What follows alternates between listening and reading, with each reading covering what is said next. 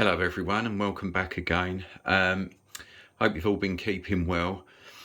Now you see that the camera's focused on this particular coach. Those of you that watched the last video would know that this has been an ongoing problem for quite some time.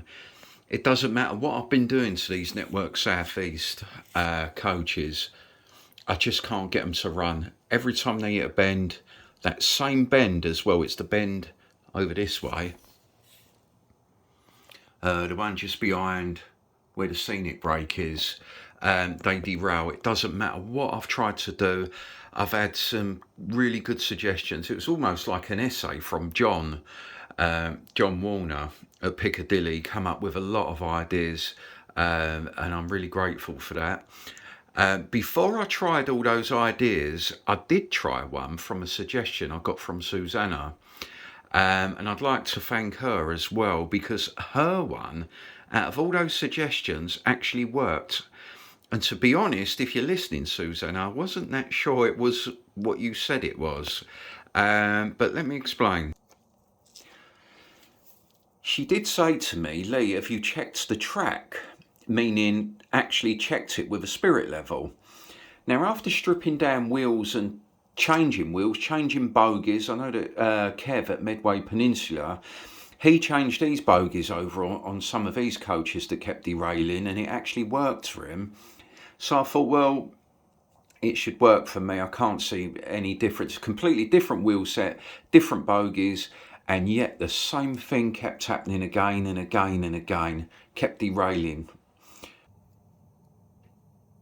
You would have noticed in that running session that you'll see it coming around the tightest curves I've got, which are these ones. These are second radius, fixed track.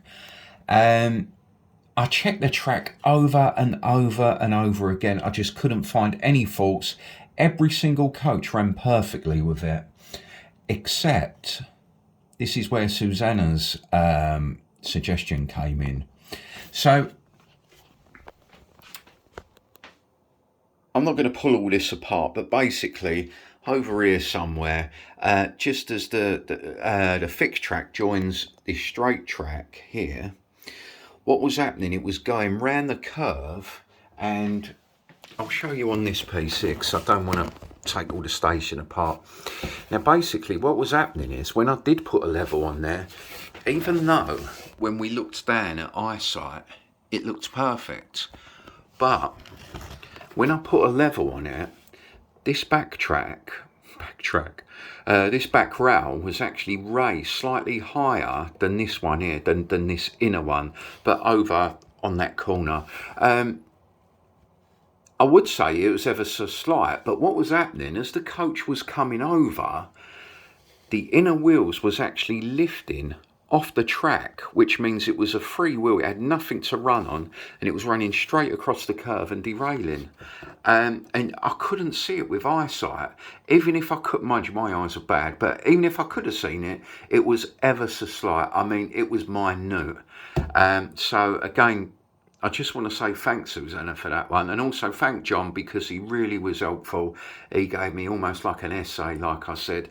Not just those two guys, I want to thank the rest of you as well for commenting and giving me suggestions as to why it might be derailing. So sorry I can't mention everyone there, but who cares? I got it done, and that's the main point.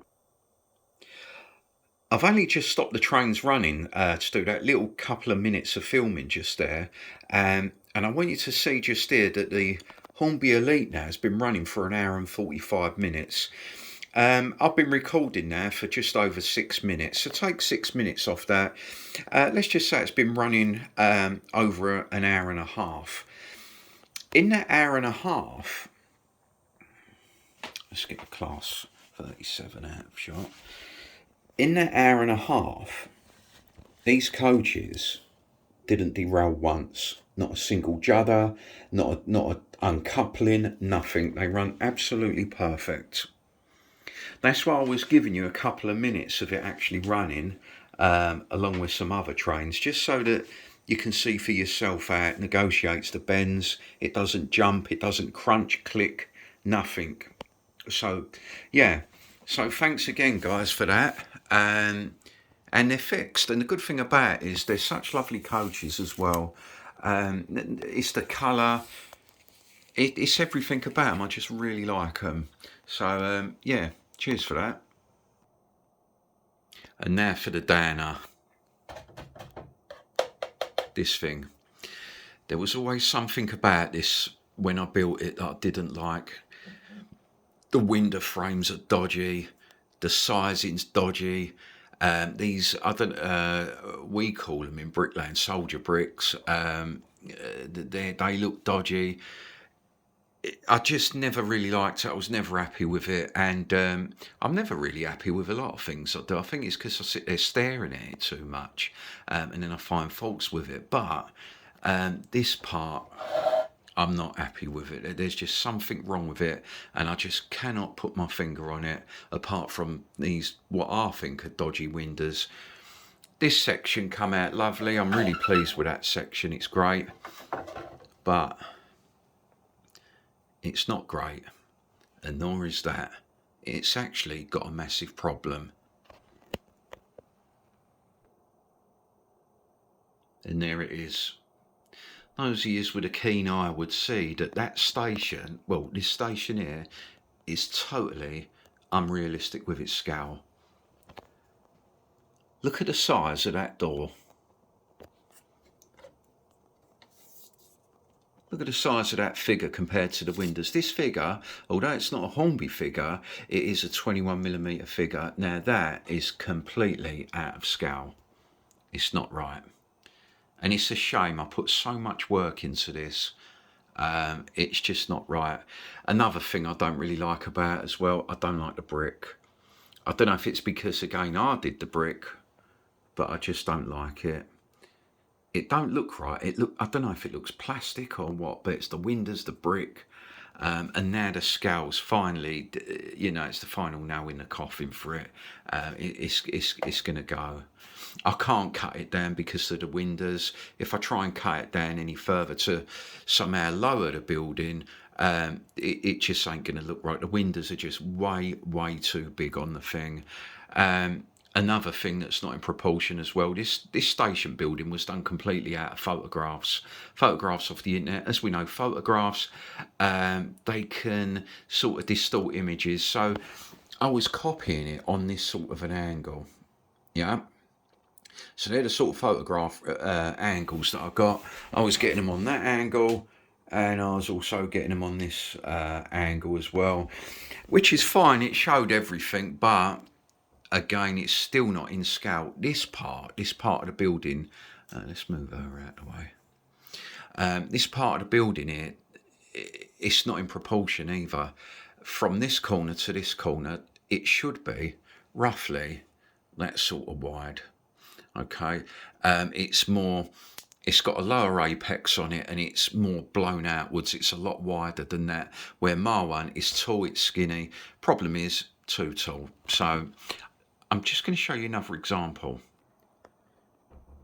As you can see here, what I've done is I've put this Metcalfe kit next to the station that I built. Now, you can't really see it. It actually looks sort of in scale, this door, but it's not. When you look at the door, this has got like a sort of an upper part to these doors. You can see it's got blank top parts. When you look at the size of the door and then you look at that door, I mean, the door is way too big. Look at the size of that door to that person. See what I mean? Also, let's have a look at the roof. We've got a slanted roof, the same as that, only my one absolutely towers over it. You can see from that shot there. Look at my windows. Look at the actual true scale that the windows should be. And you can start to sort of see. These ones here should be little windows like this. But look at it compared to a shop window that's done in the true scale. You can see that it's actually got giant shop windows on the front of it, the way I've done it.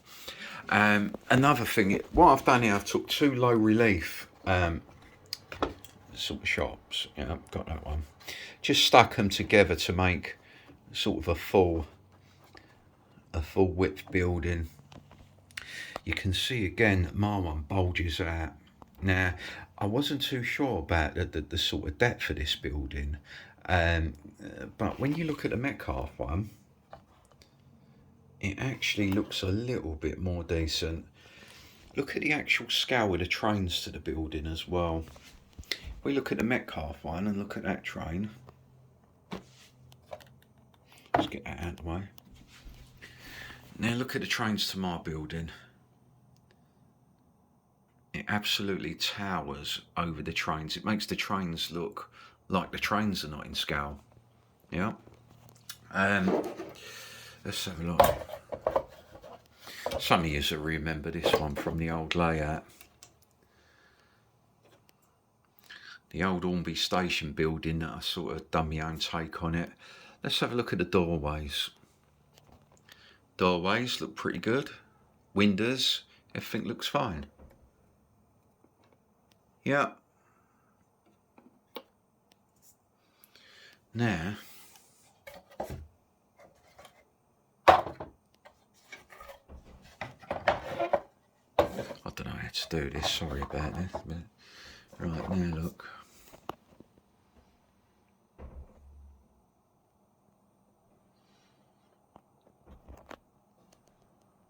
That's got a top, another floor to it as well.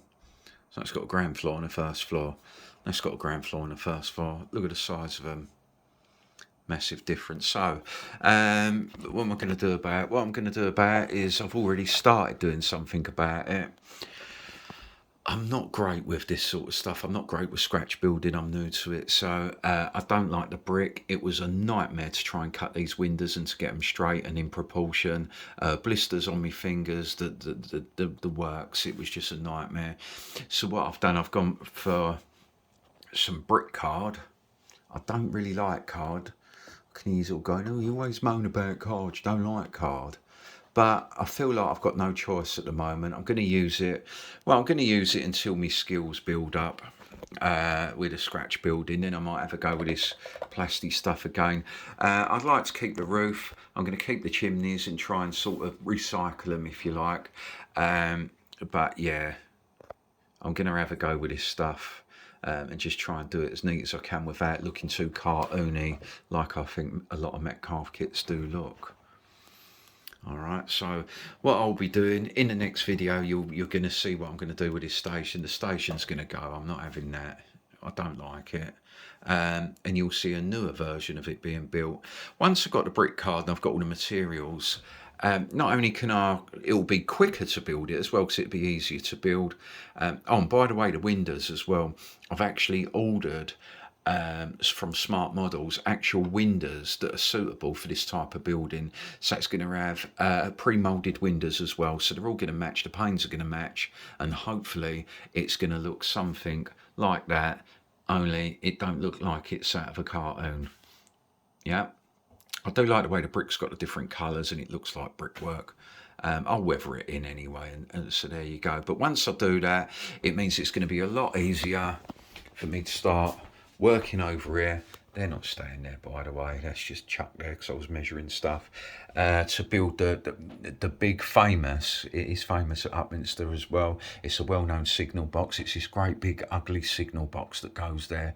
It absolutely towers over that one as well. It make that look like something tiny. It's a big signal box. Let's just hope I keep that one in scale and not get too carried away with the giganticness of it. Okay. So there you go. I'm going to leave it at that, and hopefully next time I come back with you there should be quite a lot more progress on it. The biggest bit of progress I made was correcting that track, so thanks again for that. And I've gone over every single piece of track, and like I showed you earlier, I've had I've had 3 trains running with numerous coaches on there for over an hour and a half, and I've not had one single derailment yet. So, see you all soon, and happy days.